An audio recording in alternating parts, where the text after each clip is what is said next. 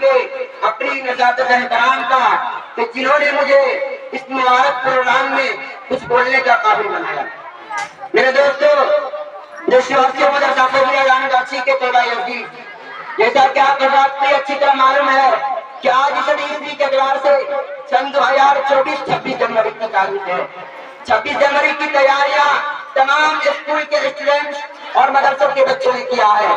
آج ملک کے گوشے گوشے میں اور ملک کے چپے چپے میں 26 جنوری کا جشن بڑے جوش و خروش کے ساتھ منایا جاتا ہے، اور ہندوستان کے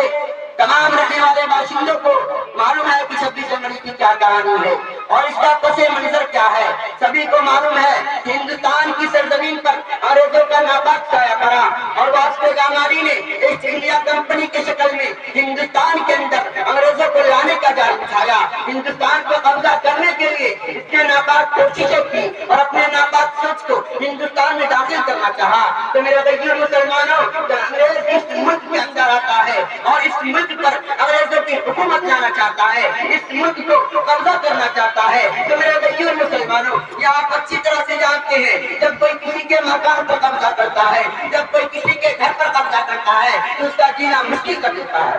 اس کی عورتوں کی عزت کو تار تار کر دیتا ہے، ان کے دھرم کے ساتھ کھلواڑ کیا جاتا ہے، ان کے علماء اور رہبروں کا خون کر دیا جاتا ہے۔ ہندوستان کے اندر یہی ہوا، جب انگریزوں نے اس ملک کو قبضہ کرنا شروع کیا تو ہندوستان کے کسی بھی انسان کو، ہندوستان کے کسی بھی شہری کو چین سے نہیں جینے دیا۔ یہاں کے مقتدار بے شمار رہنماؤں کو، مولوی اور پنڈتوں کو ان سے لہو کر دیا گیا۔ شاملی کے میدان میں اتنے خون بہائے گئے، چاندنی کے چوک پر اتنی گردنیں کاٹی گئی۔ اس ملک کے اندر انگریزوں نے جو یہاں کے لوگوں پر ظلم کیا ہے، یہاں کے لوگوں پر اتیاچار کیا ہے، آج 26 جنوری کو ایسی جشن منایا جاتا ہے۔ 26 جنوری اس بات کا ہے کہ آج کے دن ہندوستان کے ایک ایک ہندوستانی شہری اپنی جان کو محفوظ سمجھتا ہے، اپنے عزتوں کو محفوظ سمجھتا ہے، اپنی عزتوں کو محفوظ سمجھتا ہے، اپنی عورتوں کو محفوظ سمجھتا ہے۔ یہ جشن کا دن ہے، جشن جمہوریہ ہے۔ میرے بھائیو، یہ اللہ تبارک و تعالیٰ کے احسان اور شکر ادا کرنا چاہیے کہ اللہ تبارک و تعالیٰ نے ہمارے بڑوں، ہمارے بزرگوں اور ہمارے کاملین کی محنت اور ان کی جدوجہد سے اس ملک کو آزاد کرایا، اپنی جدوجہد سے اس ملک کو آزاد کرایا۔ میرے دوستو، جب یہ سازش قوم ہندوستان کے تخت و تاج کا مالک بن بیٹھی تو انگریزوں کے خلاف ہندوستان کے تخت و تاج کا مالک بن بیٹھی، اس وقت انگریزوں کے خلاف سب سے پہلے عالم میں بغاوت ہم نے بلند کیا۔ راستے کے غربت دوری سے بے فکر ہو کر، راہوں کے خطرات سے بے فکر ہو کر اس ملک کی آزادی کے لیے ہم نے اپنے جسموں کو لہو لہان کروایا۔ اس ملک کی آزادی کے لیے ہم نے پھانسی کے پھندوں کو چومنا پسند کیا۔ اس ملک کی آزادی کے لیے ہم نے برسر عدالت میں نغمۂ آزادی سنائی، جو مالداتی کوٹھیوں کو ہمیں اپنا وطن بنانا تھا۔ لیکن دوستو، آزادی کے بعد یوں ملے وطن کے لوگ، آزادی کے بعد یوں ملے وطن کے لوگ ہم سے آزادی کے بعد، جیسے گئی اتفاق کو دوسرے کی شادی کے بعد۔ میرے دوستو، مولانا ابوالکلام آزاد رحمۃ اللہ علیہ کے بارے میں کہتا ہے، انہیں بھی اپنی جان کی فکر تھی، انہیں بھی اپنے بچے پیارے تھے، انہیں بھی اپنے بہنوں اور مائیں پیاری تھی، لیکن ان سب کے باوجود انہیں ہندوستان کی مٹی سے محبت زیادہ تھی۔ وہ اس مٹی کو اپنے جان اور جگر میں بساتے تھے۔ اس لیے مولانا ابوالکلام آزاد رحمۃ اللہ علیہ نے اپنے گھر، اپنے جائیداد، اپنی اولاد کی فکر کیے بغیر انگریزوں کے خلاف میدان میں خود پڑے۔ مولانا محمد حسن مدنی رحمۃ اللہ علیہ، انہیں بھی اپنی جان پیاری تھی، انہیں بھی اپنی اولاد پیاری تھی، اپنی زندگی پیاری تھی، دربار رشتہ دار پیارے تھے، لیکن نہیں، ان کے لیے سب سے پیارا یہ ملک تھا۔ انہوں نے ہندوستان کی بقا کے لیے مالٹا کی جیل کی سزاؤں کو اور تمام تکالیف کو برداشت کیا۔ میرے دوستو، آج ہندوستان کے اندر کیا ہو رہا ہے اور آزادی کے بعد سے لے کر آج تک مسلمانوں کے خلاف کیسے کیسے سازشیں رچی جا رہی ہے۔ کبھی گورکشپ کے نام پر مسلمانوں کا قتل کیا جاتا ہے، کبھی صرف شکو شبہ کی بنیاد پر ہمارے نوجوانوں کو موت کے گھاٹ اتار دیا جاتا ہے، کبھی ہمارے ماں اور بہنوں کی عزتوں سے کھلواڑ کیا جاتا ہے، کبھی گجرات کے اندر ہمارے چھوٹے چھوٹے معصوم بچوں کو گاجر اور مولی کی طرح کاٹ کر پھینک دیا جاتا ہے، کبھی ہمارے مساجدوں کو مسمار کیا جاتا ہے، کبھی ہمارے مدارسوں میں پڑھنے پر پابندی لگائی جاتی ہے، کبھی ہمارے مکاتبوں پر سکے نظریں ڈالے جاتے ہیں۔ اب تو یہ ہو چکی ہے کہ آج ہمارے شریعت میں مداخلت کرنے کی کوشش کی جا رہی ہے۔ میں ان کو بتانا چاہتا ہوں، उन फिरकापरस्त ताकतों को और उन इत्तेहाद के दुश्मनों को और सेकुलरिज्म के नाम पर उन सियासत की रोटियां सेकने वालों को कि कान खोल कर सुन लो, जब तक इस सरजमीन पर एक कलमा पढ़ने वाला मौजूद रहेगा, खुदा की कसम अपने शरीयत पर अमल करता रहेगा। हम कल भी कोई माँ का लाल पैदा नहीं हुआ है तो शरीयत पर अमल करने से हम कल भी इस मुल्क की आजादी के लिए चोरी पर चलते थे, आज भी चल सकते हैं। हम कल भी इस मुल्क की आजादी के लिए फांसी के फंदों को चूमना पसंद कर लिया करते थे, आज भी कर सकते हैं। हम कल भी इस मुल्क की आजादी के लिए तो कैंपों का मुकाबला करते थे, लेकिन हम कभी मजहब मिल्लत और दीन धर्म पर आंच नहीं आने दे सकते। ये जमीन फट सकती है, आसमान टूट सकता है, सूरज अपनी रोशनी को खो सकता है, लेकिन मुस्लिम बराबर कभी बर्दाश्त नहीं करेंगे। मेरे दोस्तों, हमारा मुल्क हिंदुस्तान, आज हिंदुस्तान के अंदर क्या हो रहा है?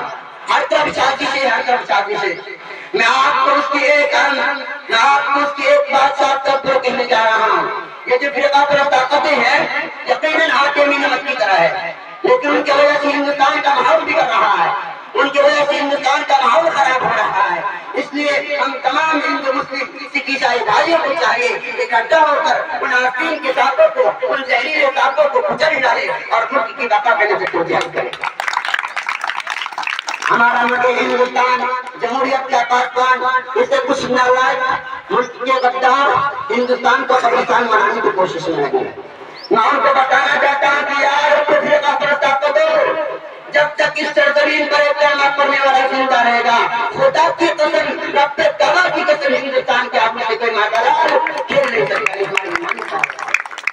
और दोस्तों, हिंदुस्तान की जब भी जरूरत पड़ी हमारे लाल आगे बढ़े, कभी मीर अब्दुल हमीद के शक्ल में, कभी खान अब्दुल गफूर के शक्ल में, कभी हजरत मौलाना जाफर थानेसी रहमतुल्लाह अलैह के शक्ल में, कभी हजरत मौलाना कासिम नानवी रहमतुल्लाह अलैह के शक्ल में, कभी हजरत शेखुल हिंद के शक्ल में, कभी हजरत मौलाना अब्दुल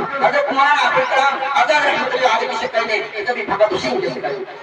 ये मुल्क हमारा था, हमारा है और हमारा रहेगा। और दोस्तों, आज ये फिरकापरस्त ताकतें हम पर इल्जाम लगा रहे हैं कि तुम इस मुल्क से मोहब्बत नहीं करते हो, तुम इस मुल्क से प्यार नहीं करते हो और इस मुल्क में रहने वाले बाशिंदों से प्यार नहीं करते हो। मैं उनको बताना चाहता हूँ, क्या करें, तुम तारीख को नहीं पढ़ा, क्या तुम तारीख को भूल चुके हो? अरे अगर तुमको तारीख याद नहीं है तो मेरे बातों को सुनो, क्या तुम भूल चुके हो अब्दुल कलाम आजाद के स्कूलों को, कि जब उन्होंने 1910 के जलसे से खिताब करते हुए फरमाया था, क्या कोई बड़े से बड़ा शख्स आकर मुझे ये कहे कि अब्दुल कलाम कल हिंदुस्तान को आजादी मिल जाएगी, कल हिंदुस्तान को आजाद कर दिया जाएगा, बशर्त ये है कि तुम हिंदू मुस्लिम कई मकसद की बातें कभी तो मैं हिंदुस्तान को आजाद कर दूंगा। दोस्तों, कलाम ने कहा था कि मैं ऐसी आजादी को याद मारता हूँ, हमें ऐसी आजादी की जरूरत नहीं, हमें हिंदुस्तान की बात बताऊंगा क्या चाहिए, ये पैगाम दिया हमें इसमें। लेकिन आज हमें बदनाम करने की साजिशें रची जा रही है, हमारे मदारिस पर आया होने का गाना गाया जा रहा है,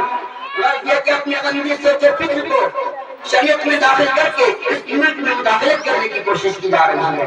मैं उनसे कहना चाहता हूँ कि तुम आप कोशिश कर लो, कोशिश करके तुम थक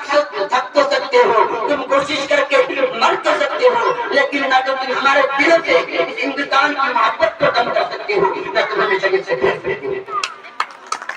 ये दोस्तों, आज 26 जनवरी के दिन से मैं आपको एक पैगाम देना चाहता हूँ कि नौजवानों, आप अपनी शख्सियत को समझिए, आप मुस्तकबिल की तैयारी कीजिए। अगर आप अभी से ख्वाब-ए-गफलत में सोए रहोगे, आप अभी से ख्वाब-ए-गफलत के पर्दे से बेदार नहीं होंगे, तो याद रखिए आने वाला मसीह हमें फंसेगी। आज अहद कीजिए कि इंशाअल्लाह हम जमहूरियत में भी आगे बढ़ेंगे, हम सियासत में भी हिस्सा लेंगे, हम अपने मुल्क की हिफाजत करेंगे और मुल्क में रहने वाले बाशिंदों को भी हिफाजत करेंगे। मौजूदा हिंदुस्तान की हालात हमारे एहसास नकली दीनी अहमियत को चैलेंज कर रहे हैं। अगर तुमको इज्जत की जिंदगी गुजारनी है, अगर तुमको माँ और बहनों का पाक को याद रखना है, अगर तुमको छोटे छोटे मासूम बच्चों से प्यार है, अगर तुमको मसाजिदों से मोहब्बत है, अगर तुमको मदारिसों से प्यार है, तो खुब्ज़ अदावत की जंजीरों को तोड़ कर आगे बढ़ो। खुब्ज़ अदावत की जंजीरों को जो तोड़ेंगे मुल्क की बका के लिए ये तो मेरे दोस्तों,